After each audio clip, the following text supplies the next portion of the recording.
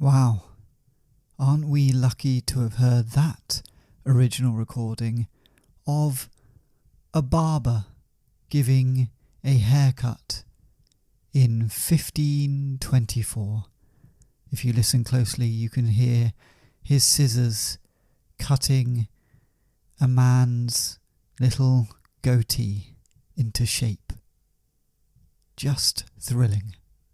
Hello there, and welcome back to the final couplet with me, Theo Cowan. As I said in the last episode, I've been away for a week and I had a good time. I went to Sicily. Hell of a place. Lovely food, lovely wine, and a good time had by all. So that's what I've been up to. But more importantly, what has Shakespeare been up to?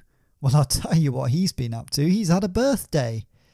He turned 460 years old on the 20th of April. Quite old that, isn't it? 460 years, still going strong. Obviously he's not still going strong, but his work is. Lost too soon, of course. I mean, I can only hope for people to remember me in 460 years' time. That would be really quite something. Not many people are remembered that many years later. Usually you've got to have been sort of led a country, done some pretty bad things or some really great things. So maybe mass murder or invented electricity. One or the other. And I would suggest go for the inventing side rather than the mass murder. But that's just me, and I can't give advice on this podcast. Now, that is quite enough waffle, because today we need to look at Sonnet 54. So let's take a listen, shall we? Oh, how much more doth beauty beauteous seem by that sweet ornament which truth doth give. The rose looks fair, but fairer we deem it for that sweet odour which doth in it live. The canker-blooms have full as deep a dye as the perfumed tincture of the roses. Hang on such thorns and play as wantonly, when summer's breath their masked buds discloses. But for their virtue only is their show. They live unwoo'd and unrespected fade, die to themselves. Sweet roses do not so. Of their sweet deaths are sweetest odours made. And so of you, beauteous and lovely youth. When that shall vade, my verse distills your truth. So, Sonnet 54, there it is. And this one is much like his earlier sonnets for me. He's harping on about how he preserves the youth beyond when the youth dies. His poetry keeps that youth alive and keeps people remembering the youth, which I used to think is quite a cocky thing to say. But you know what? Look what I'm doing now. I'm reading Sonnet 54 to a bunch of you, and we're all remembering the youth. So it's exactly what Shakespeare wanted and exactly what he said he was doing with his poetry. So you know what? Fair play to him. He's done all right. 460 years on, we are talking about that bloody youth still. So, something to think about. It also seems fitting that we're reading Sonnet 54 in the springtime, when flowers are blossoming, and that's exactly what he's talking about in this, about the roses and stuff like that. Roses blossom in the spring, don't they? I could look that up, but I'm not going to. So if I'm wrong, just forget that I said that. Alright? Now, as usual, I think we need to break this sonnet down line by line and work out what the hell Shakespeare was going on about in Sonnet 54. Oh, how much more doth beauty beauteous seem by that sweet ornament which truth doth give. So here he's starting off with the statement of the sonnet, which is basically beauty is way more beautiful when it comes with truth and honesty, I think is the meaning that he's going for there. And then the next line he's bringing in an analogy, of course, which he is wont to do in these sonnets. The rose looks fair, but fairer we it deem, for that sweet odour which doth in it live. Ooh, bit of a tongue twister that one, isn't it? I just stumbled through that, because what I wanted to say is the rose looks fair, but fairer we deem it, which is probably what we'd say in the modern language. But here he says, but fairer we it deem. Something to think about, Shakespeare. Maybe you could change that round and make it fairer we deem it. Just something to muse upon. So the meaning of this is he's bringing in roses to talk about beauty. And he's saying roses are lovely, they're beautiful. You know, they're lovely to look at and everything. But they're even more beautiful because we can smell how amazing they are. They've got this sweet scent, this sweet odour to them. The canker-blooms have full as deep a dye as the perfumed tincture of the roses. Okay, so now he's bringing in another flower, canker-blooms. And I had to look up what canker-blooms are. I didn't know what they are. If you know what canker-blooms are, you should be doing this podcast, not me. So if you're out there and you know what canker-blooms are and you're going, they're this, obviously, then get in touch and I'll make you the host for the next 100 sonnets as a little prize. But for those of you that don't know what canker-blooms are, they are, of course, dog roses. And you all know what a dog rose is, don't you?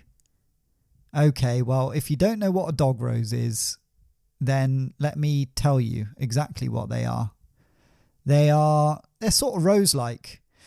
You know what? They're exactly what they sound like. I mean, they don't look like a dog, but they sort of look like a worse rose, if I'm being quite honest. And maybe that's a bit rude to dog roses, but they're sort of slightly paler. They sort of just look a bit just like a bad rose. That's maybe quite offensive, and some people are saying that the dog roses are their favourite and they don't like roses much, but roses look much more extravagant. You know, sort of roses are wearing a ball gown, and dog roses are wearing it's not quite pyjamas, but it's more, I'd say, like a nice summer dress, but it's not really showy, you know. It's not really done up to the nines.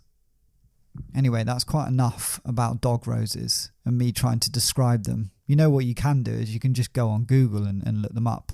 That's an idea. I really didn't think that I'd spend 2 minutes talking about them. So we must continue.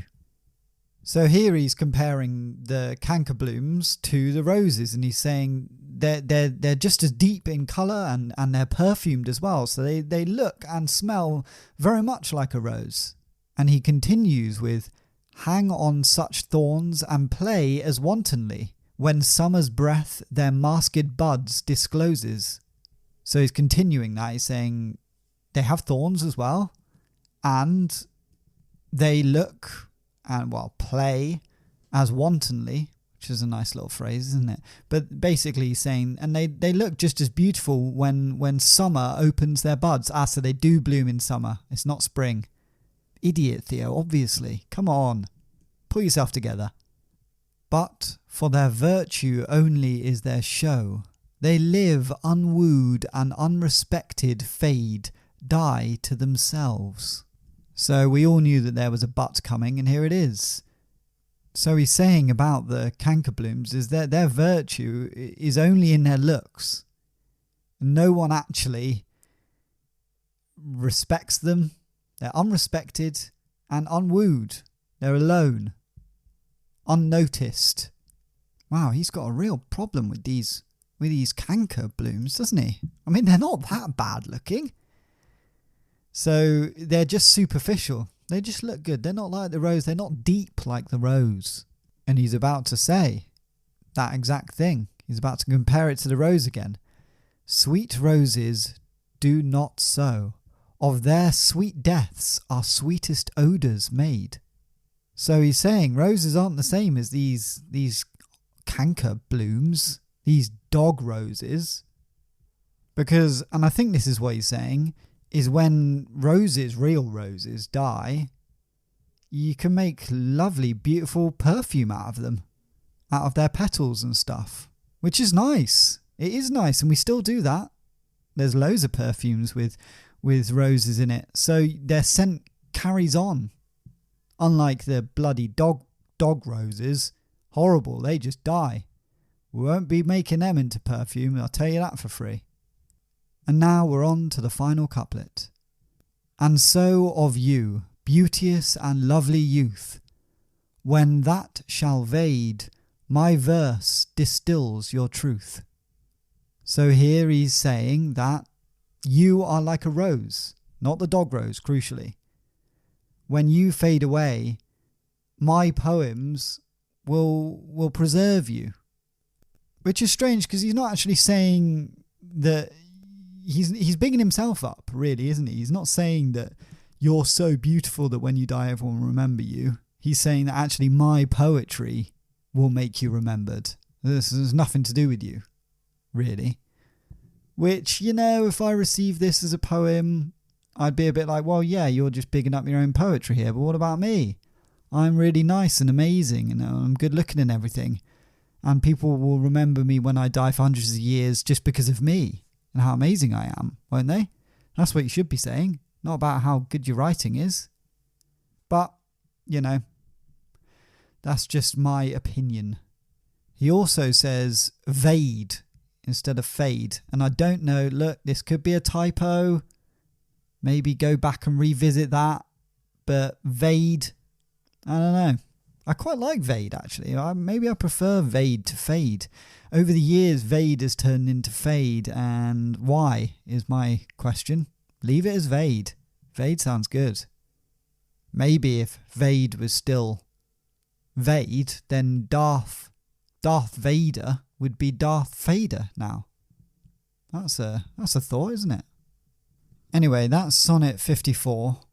And there was a lot of talk of flowers and stuff like that, and Shakespeare bigging up his own poetry as per usual. He hasn't done that for a while, but it's good to have it back. It's good to he seems to have gained his confidence back after the last few sonnets, where he's been quite down on himself. Good to have you back, Shakespeare. Now I think it's about time to put this to our story. A quick recap of what happened last week. Ben Jonson turned up at Shakespeare's house. And he said, look, I was getting all your messages, all of your sonnets while you were away, and I realised that I love you. And Shakespeare's quite shocked by this, and he's like, wow, okay, well maybe I love you too. But, of course, he's still got the poet John Donne locked up in his basement in a chest. It's an absolute nightmare situation. So he says to Ben Jonson, you go back home, and I'll bring round a sonnet to say how I feel. So he then goes down into his basement and makes John Donne help him write a sonnet for Ben Jonson. And he says, look, if this goes down well, then I might release you from the chest. But of course, that's a bit risky, releasing him from the chest, because who knows what John Donne will go and do. Will he tell the police? I don't know. Is he a snitch like that? Is that snitching if you've been locked in a chest for 2 months to tell the police? I'd say not really. Anyway, so we'll see how that goes down. Shakespeare's gone to Ben Jonson's house to read him Sonnet 53. And that's where we've left off. Shakespeare finishes reading Sonnet 53 to Ben Jonson. They embrace. Ben Jonson is in tears and he says, I knew you felt this way about me, Shakespeare, and I feel the same about you. You're beautiful and we need to be together for the rest of our lives. And Shakespeare says, yes, we do. I realise that I do love you, and I don't love John Donne. And Ben Jonson says, oh yeah, I forgot about you and John Donne. Yeah, no, that's good that you love me and not him. I'm glad you've made up your mind about that. And Shakespeare says, look, I'm going to leave you now because I need to go home and sort something out. But when I return, let's make love. And Ben Jonson says, I can't think of anything better than making love with you, William Shakespeare. So Shakespeare leaves Ben Jonson in his house and trots back home. He goes down into the basement and calls to John Donne. John, I'm back. John Donne, in his locked chest, says, oh, Shakespeare, is that you? Can you get me some water? I'm really very parched. And Shakespeare says, yeah, but let me just tell you, it went down so well. Ben Jonson loved the sonnet, and I think I love him, I think.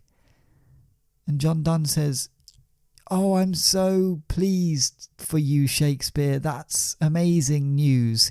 So obviously you said you'll let me out when the sonnet went down well with Ben Jonson. You said you'd let me out of the chest. And Shakespeare says, yes, about that. You see, because the sonnet went down so well, I sort of need your help with some other things. And John Donne says, what do you mean you need my help? It went down well, you're with Ben Jonson now, it's great, you can let me free.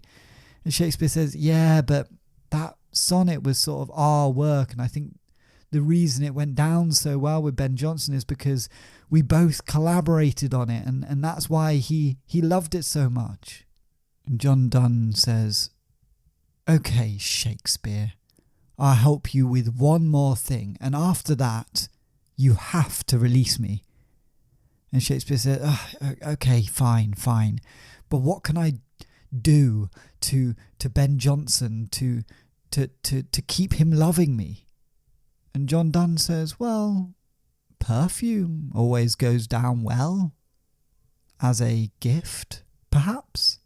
And Shakespeare says, you genius, John Donne, you genius. I'll make him some perfume, and I'll attach a sonnet to it. And John Donne says, well, you don't need to attach the sonnet, maybe just the perfume would be nice. And Shakespeare says, well, I like to do a sonnet with most of my gifts. It's sort of me. It's sort of what I do. And John Donne says, all right, do what you want to do.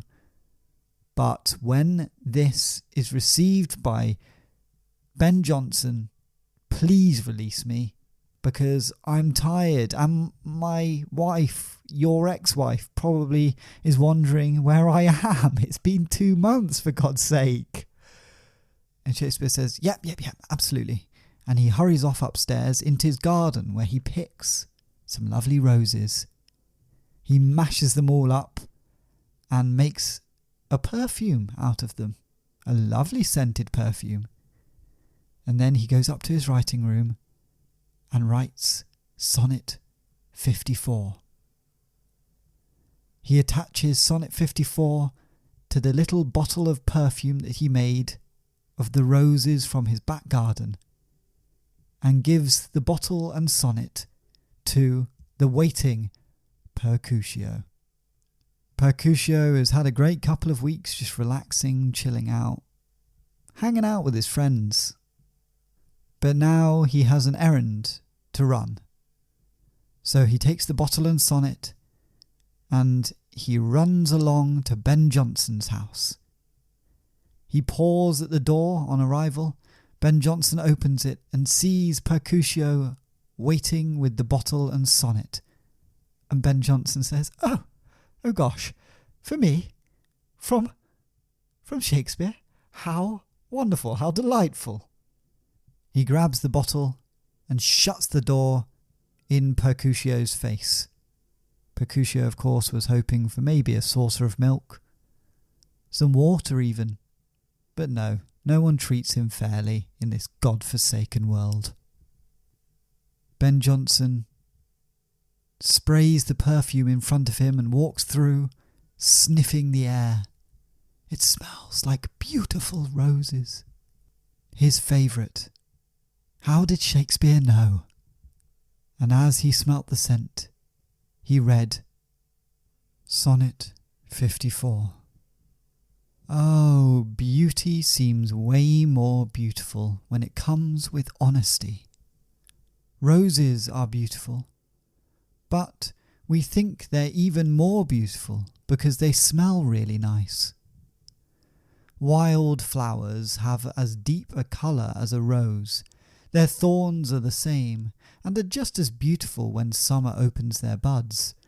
But because their only good feature is their looks, they die alone, pathetic and disrespected. Lovely roses are not like this. When they die, you can make a nice perfume out of them. The same is true of you, you beautiful man. When you fade away, my poems will preserve you. So there we have it, Sonnet 54. And our story continues. John Donne still sadly locked in a box. And I'm quite frankly worried about his health. Is Shakespeare feeding him and watering him correctly? I don't know. It's a concern. You'd hate to see John Donne die, wouldn't you? So, until next week, bye!